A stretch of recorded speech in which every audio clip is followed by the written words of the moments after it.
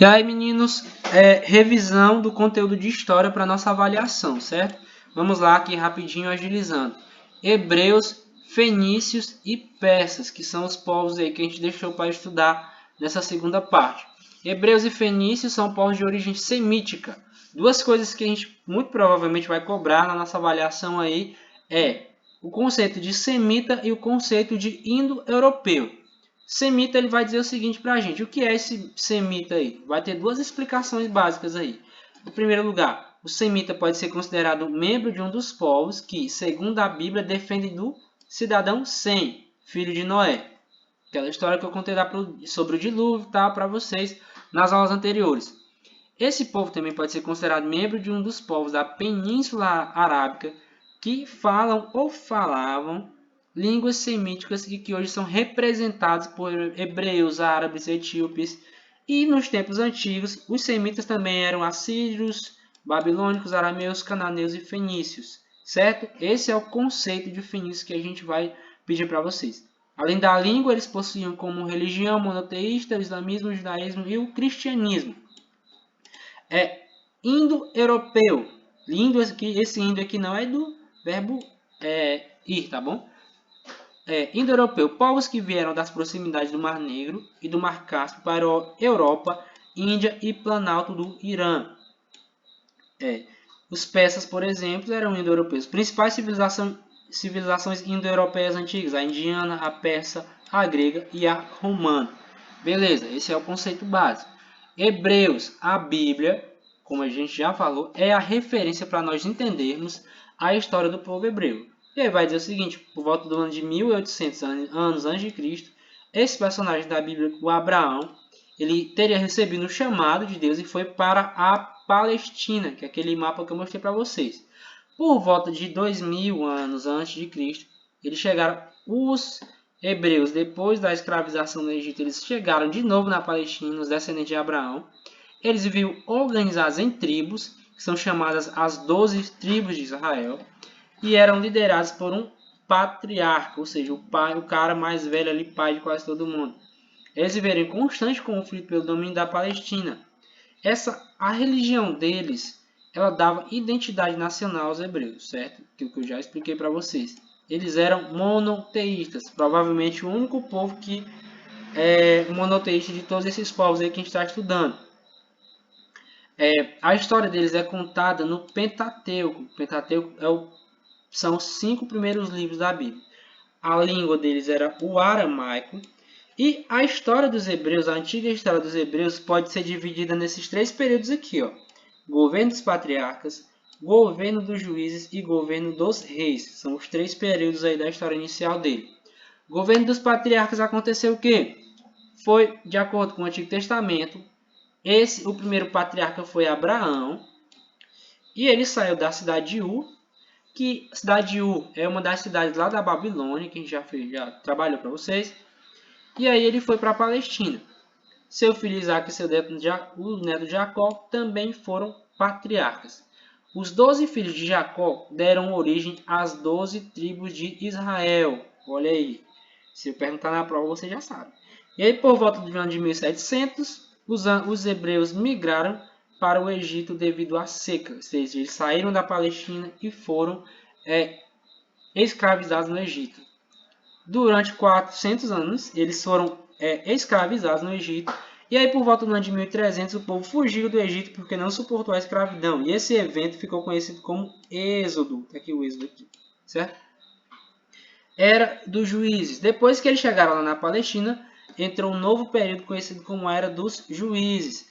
Porque eles chegaram lá no território da Palestina, começaram a disputar o território, e esses chefes militares que lideravam o povo, eles se destacaram e ficaram conhecidos como juízes, certo? Então, se eu perguntar para vocês qual é a origem dos juízes dos hebreus, vocês vão saber. Além de líderes militares, os juízes também eram líderes políticos e espirituais. Ele era um absolutista, digamos assim. Era um cara que tinha todos os poderes concentrados nas próprias mãos. Os conflitos contra os povos inimigos unificaram as 12 tribos. Olha aí, presta atenção. Esse processo de conflito com esses outros povos aqui na Palestina fez com que essas 12 tribos se unificassem, certo? Quando você tem um inimigo em comum, o inimigo do seu inimigo se torna seu amigo. É assim que dizem, né? Não sei. Enfim. E esse processo de conflitos pela luta por conta da terra, ele gerou uma unidade política que foi fortalecida. E dentro desse contexto, por volta do ano de 1010, esse cidadão aqui, Saul, ele foi proclamado rei dos hebreus e assim nasceu a monarquia hebraica, certo? Era dos reis. Saul deu início à era dos reis. Ele foi substituído por Davi. Davi pacificou o território e Jerusalém se tornou a capital do reinado. Após Davi, o filho de Davi, Salomão, entrou nesse reinado. E nesse período do governo de Salomão, houve o apogeu dos hebreus, da nação hebreia. E aí, após o reinado de Salomão, devido aos pesados impostos, ninguém gosta de pagar imposto, né? Essas tribos se dividiram em dois reinos, reino de Israel e reino de Judá. Com essa divisão eles ficaram fracos, e aí veio Nabucodonosor, veio o Sargão II, rei dos assírios, invadiu o território de Israel, e depois veio Nabucodonosor e invadiu o reino de Judá, os reinos que tinham se dividido. Nabucodonosor deportou os hebreus como escravos para a Babilônia.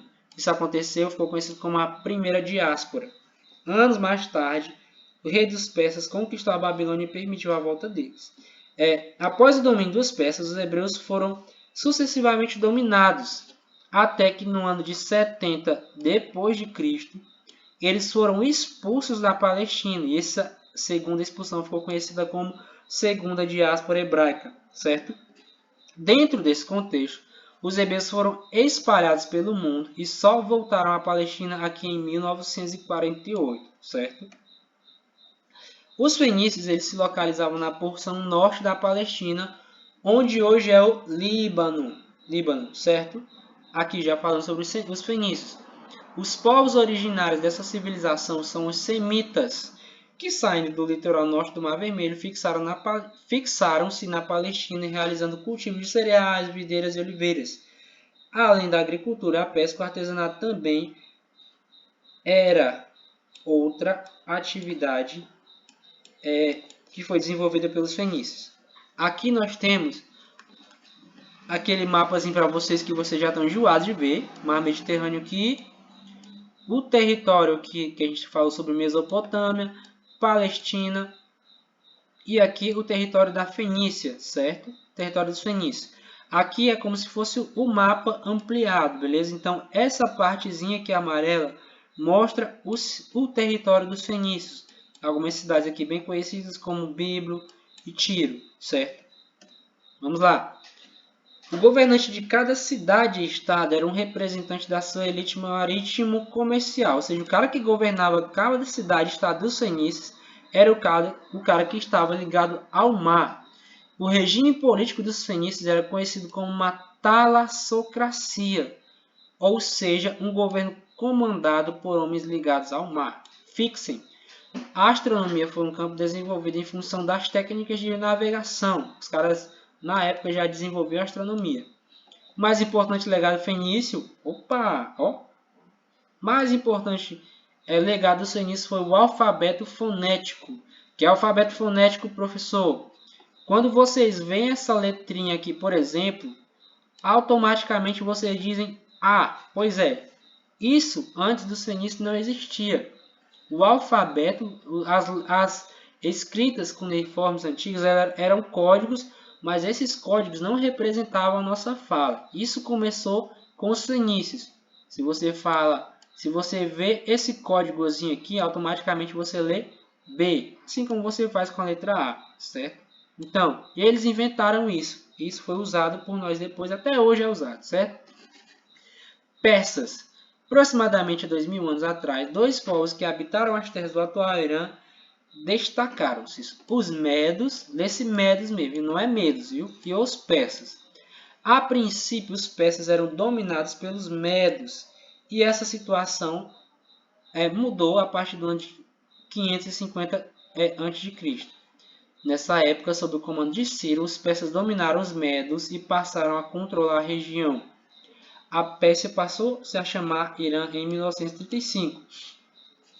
Só uma observaçãozinha para vocês aqui. Ciro conquistou ainda outros povos que viviam nas proximidades do Planalto do Irã, impondo a todos uma mesma administração, formando um estado militar e expansionista. Ou seja, o cara já tinha o território dele, mas ele queria mais. Os persas formaram um vasto império, do qual fazia parte da Ásia Menor, Mesopotâmia e uma parte da Ásia Central. Já já vou mostrar o mapa para vocês. Depois de conquistar a Babilônia, Ciro libertou os hebreus do cativeiro e lhes permitiu voltar para Jerusalém, aquela galerinha lá dos hebreus que tinha sido destruída, região que também estava sob seu domínio. Cambises, filho de Ciro I, continuou a aumentar os territórios dos persas e chegou a conquistar inclusive os egípcios. Então, que é o território deles. Ó. Eles começaram aqui na Média e na Pérsia. Os persas dominaram os medos aqui começaram a se espalhar, começaram a conquistar território aqui. Isso aqui no mapa pode parecer pequeno, mas isso aqui é um absurdo de território, é muito território mesmo, quase o território do Brasil, eu acho, se duvidar é maior, certo? Então eles eram expansionistas, digamos assim. A grande extensão dos domínios persas era um grande entrave, ou seja, uma grande dificuldade para a administração deles, imperial. Dessa forma, o rei Dário promoveu um processo de descentralização administrativa ao dividir os territórios. Descentralizar é a mesma coisa que dividir dentro desse contexto aqui, certo? E aí, esses territórios eram chamados de satrápias. Em cada satrápia tinha um sátrapa, que era uma espécie de governante local. E aí ele era responsável pela arrecadação de impostos, desenvolvimento das atividades econômicas. E para fiscalizar o sátrapa, ou seja, tinha um cara lá que contava com o apoio de funcionários públicos e esses caras eram chamados de olhos e ouvidos do rei. Então, o sátrapa ele era o governante daquele território, ele tinha a responsabilidade de administrar, mas ele tinha o pessoal lá que a qualquer momento poderia dedurar ele para o rei, certo? Que eram os olhos e ouvidos do rei. Um conjunto de estradas que interligavam as principais cidades do Império Persa. Eles construíam estradas mesmo sem saber, sem ter o conhecimento da roda na época. Eles tinham um ótimo sistema de correr também. No Império Persa foram construídas diversas estradas, ao mesmo tempo em que a rede de estradas garantia um melhor deslocamento aos exércitos, também servia de apoio ao desenvolvimento das atividades comerciais. As trocas comerciais, a partir de Dário I, aconteceram com a utilização de uma nova moeda. Então, eles fundaram uma moeda, digamos assim, criaram. A religião persa, ela era caracterizada por ser politeísta no início, não esqueça.